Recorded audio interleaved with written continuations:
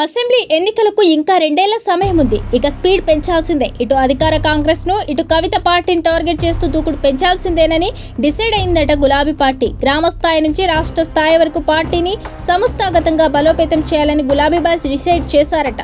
ఈ నెల 20న పార్టీ ఆవిర్భావ వేడుకల ముగింపు సమావేశంలో కేసీఆర్ కీలక నిర్ణయాలు ప్రకటించబోతున్నారని పార్టీ వర్గాల్లో చర్చ జరుగుతోంది. పార్టీ పేరును టీఆర్ఎస్ గా మార్చాలన్న డిమాండ్ నేపథ్యంలో ఊహించని మార్పులు ఉండొచ్చని గుసగుసలు వినిపిస్తున్నాయి. ఇక పోరుబాటే అంటోంది బీఆర్ఎస్. ఇప్పటికే కాంగ్రెస్ అధికారంలోకి వచ్చి 2.5 ఏళ్లు గడుస్తుండటంతో ఇక స్పీడును పెంచేందుకు సమూల మార్పులకు సిద్ధమవుతోంది.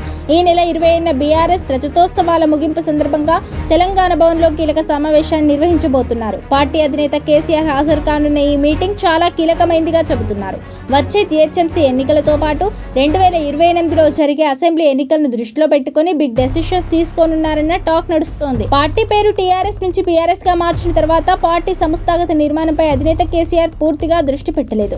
చాలా కాలంగా పార్టీ కమిటీల ఏర్పాటు పూర్తి స్థాయిలో జరగలేదు. 2022లో ప్రాంతీయ పార్టీ నుంచి జాతీయ పార్టీగా మార్చిన కేసీఆర్ వెంటనే అసెంబ్లీ ఎన్నికలు, ఆ తర్వాత పార్లమెంట్ ఎలక్షన్స్ బిజీలో ఉండిపోయారు. దీంతో కమిటీల నియామకం ఎప్పటికప్పుడు వాయిదా పడుతూ వస్తోంది.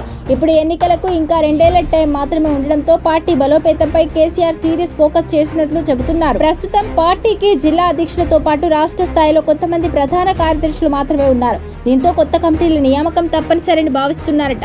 2-3 నెలల్లో ఖచ్చితంగా కమిటీలన్నీ నియమించాలన్న ప్లానింగ్ లో ఉన్నారట. సభ్యత్వ నమోదు తర్వాత పూర్తి స్థాయిలో కమిటీ ఏర్పాటుపై ఫోకస్ చేస్తారట. టీఆర్ఎస్ నుంచి బీఆర్ఎస్ గా మారిన తర్వాతే పార్టీ అధికారం కోల్పోయిందని, నేతల చుట్టూ కేసులు విచారణలు అంటూ కష్టాలు మొదలయ్యాయనే చర్చ పార్టీలో ఉంది.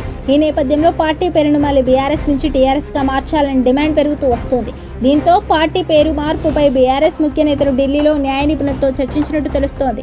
ఈ క్రమంలోనే ఈ నెల 20న జరగబోయే పార్టీ కీలక సమావేశంలో పార్టీ పేరు మార్పుపై కేసీఆర్ కీలక ప్రకటన చేసే అవకాశం ఉందంటున్నారు. ఇక కవిత పార్టీ ఏర్పాటు, టీఆర్ఎస్ పేరు, ఈ అంశాలపై కేసీఆర్ రియాక్ట్ అవుతారా లేదా అన్నది కూడా ఇంట్రెస్టింగ్ గా మారింది.